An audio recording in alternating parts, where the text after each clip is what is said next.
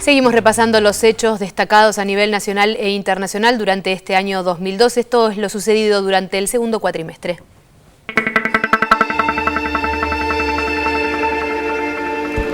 Veinte años después de su privatización, el Congreso dispuso que YPF vuelva a manos del Estado.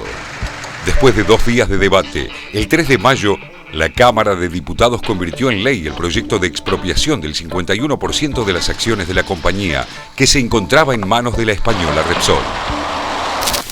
El 6 de mayo marcó el regreso del socialismo al gobierno de Francia luego de 17 años. En el balotaje, François Hollande se impuso al presidente Nicolas Sarkozy. El 7 de mayo, los argentinos despertaron con la triste noticia de la muerte de Caloi, el dibujante y humorista que le dio vida al eterno Clemente. ¿Qué sé yo? Uno no piensa que los tipos queridos y los tipos talentosos se puedan morir. En realidad no sé si está muerto, se fue de gira. Y estamos viviendo el primer día de Buenos Aires sin Caloi. Y creo que si esto queda grabado es como el aire que estamos respirando, como que Buenos Aires es un poquito viuda hoy de Caloi. El 9 de mayo, el Parlamento convirtió en ley el proyecto de muerte digna y sancionó la identidad de género, la ley que permite modificar en los registros públicos el sexo, imagen y nombre de pila de una persona. No creo que sea un festejo, porque estamos viviendo en un duelo permanente hace 3 años. Creo sí que la sensación va a ser de paz. Martín Fresneda asume como nuevo secretario de Derechos Humanos de la Nación en reemplazo del fallecido Eduardo Luis Duhalde. También en este lugar en el cual vengo a asumir esta responsabilidad, lo ha asumido con mucha honra, con mucho honor y mucha fortaleza. Y vaya aquí mi homenaje al doctor Duhalde. Promediando el mes, el juez Norberto Ollarvide ordenó encarcelar a los hermanos Pablo y Sergio Joclender, acusados de asociación ilícita en la construcción de viviendas sociales. En la segunda mitad de mayo, la cultura y el espectáculo perdieron 2 figuras de trascendencia. El 15 falleció el escritor mexicano Carlos Fuentes y el 17 la cantante norteamericana Donna Summer. En esos días, la Corte Suprema resolvió que el 7 de diciembre vencía el plazo de la cautelar interpuesta por el Grupo Clarín destinada a frenar la adecuación que contempla la Ley de Medios. Sobre el final del mes, la legislatura bonaerense sancionó la Ley de Reforma Impositiva que aumentó el impuesto inmobiliario rural.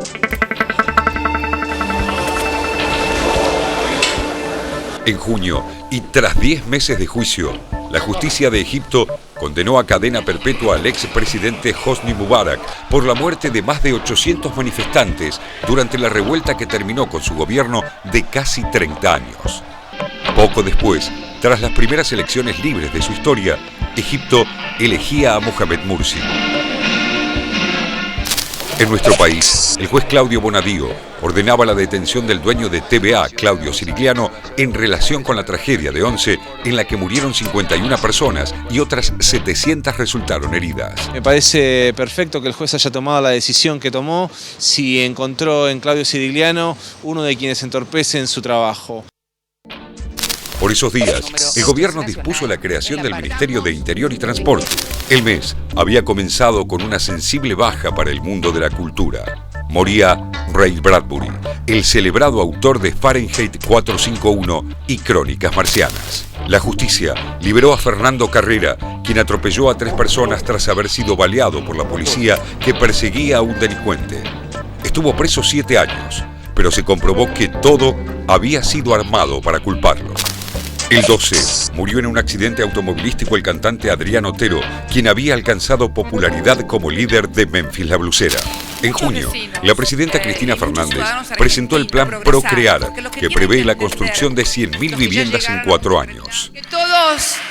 Que todos los argentinos tengan la oportunidad de tener un hogar.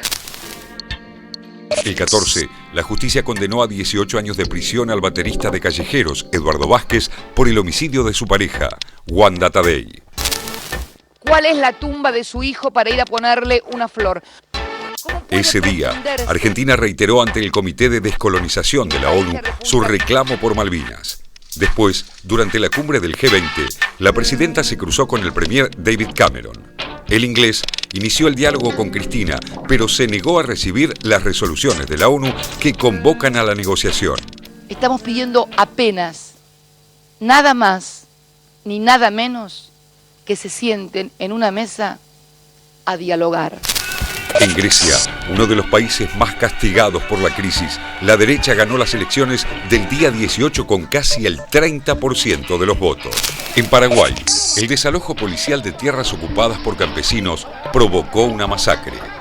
Este fue el detonante para el juicio político contra el presidente Fernando Lugo, que fue destituido por el Parlamento el 22 de junio.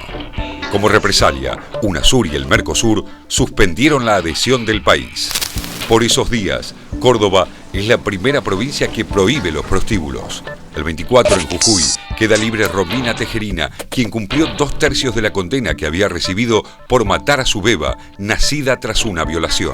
El 26 de junio se cumplieron 10 años de la muerte de los militantes Mariano Costecchi y Darío Santillán, asesinados por la policía en la estación de Avellaneda. El 29 de junio muere en Pilar Juan Alberto Badía, figura emblemática de la radio y la televisión y amante incondicional de los Beatles. En julio se dividió la CGT. Hugo Moyano convocó a un congreso para elegir autoridades y lo propio hizo el sector de Antonio Caló en desacuerdo con la conducción del camionero. Ambos congresos ratificarían las dos conducciones. Días después, el Ministerio de Trabajo anuló la convocatoria moyanista por irregularidades. En un nuevo juicio, los represores Jorge Rafael Videla y Reinaldo Viñone fueron condenados por comandar un plan sistemático para la apropiación de bebés durante la dictadura. El empresario Rafael Levy, dueño del local de la disco Cromañón, fue condenado a 4 años y medio de prisión por el incendio culposo en el que murieron 194 personas.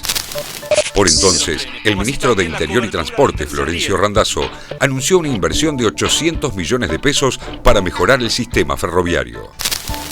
El último día de julio se formalizó en Brasilia el ingreso de Venezuela como miembro pleno del Mercosur. En agosto comenzó el juicio oral y público por el supuesto pago de sobornos en el Senado para aprobar la ley de flexibilización laboral durante el gobierno de la Alianza. El expresidente Fernando de la Rúa, uno de los implicados, dijo ante los jueces que la maniobra denunciada no existió. Buenos Aires estuvo 6 días sin subtes. La puja por mejoras salariales continuaría a lo largo de los siguientes meses con medidas de fuerza similares. Otro proceso que se inició ese mes es el que se le sigue al ferroviario José Pedraza y a otros 16 sindicalistas por el crimen del militante Mariano Ferreira en octubre de 2010. El 7 de agosto falleció la cantante Chabela Vargas, de 93 años, figura de la canción latinoamericana. En Buenos Aires, las abuelas de Plaza de Mayo confirmaron la recuperación del nieto 106, Pablo Gaona Miranda, de 34 años. Un sobrino más, es el primer nieto, el primer sobrino, y bueno, ya lo vamos a disfrutar y nada, y muchas gracias por todo. En la segunda semana del mes, el gobierno efectivizó el pago de la última cuota del BOD en 2012 y la AFIP dio nuevas pautas para la compra de moneda extranjera para viajar al exterior. En Londres, un nuevo capítulo en el intento por acallar a Julian Assange, el creador de Wikileaks, a punto de ser extraditado, el periodista se asiló en la Embajada de Ecuador en Londres. En Tucumán, y en medio del juicio por el secuestro de Marita Verón, la legislatura sancionó una ley para cerrar los prostíbulos en la provincia. Promediando agosto, las inundaciones anegaron varias ciudades del interior bonaerense y obligaron a evacuar a unas 700 personas. En este mes se dispuso la intervención de la ex Chicone y se envió un proyecto para declararla sujeta a expropiación. La ley se votó el 21 de agosto y fue promulgada días después. En Buenos Aires se recordó a las víctimas de la tragedia de Once al cumplirse los primeros 6 meses del hecho. Si me voy antes que vos, si es así que está dispuesto. Con mucho dolor, pero muy emocionada por la cantidad de gente que se ha acercado, por la cantidad de personalidades y de asociaciones que se han sumado a nuestro reclamo por justicia. Eso reconforta y nos hace creer que que vamos por el camino correcto en búsqueda de los responsables de tanta muerte. Los aires ya no son tan Buenos Aires, la vida es nada más que un blanco móvil. Estamos todos arriba de ese tren, estamos todos ahí, por supuesto que voy. 6 meses, va lento, pero tengo esperanza, tengo mucha esperanza, tengo mucha fe que la justicia va a llegar. En Córdoba, un productor rural y un piloto fumigador fueron sentenciados a 3 años de prisión por contaminar con agroquímicos ilegales un barrio provincial. El 25 de agosto falleció a los 82 años en los Estados Unidos el astronauta Neil Armstrong, el primer hombre en llegar a la Luna. El 30, la presidenta puso en funciones a la nueva Procuradora General, Alejandra Gils Garbó, la primera mujer en asumir como jefa de los fiscales. En la eurozona, el desempleo alcanza nivel récord y llega al 11,3% de la población activa. Los desocupados son más de 18 millones.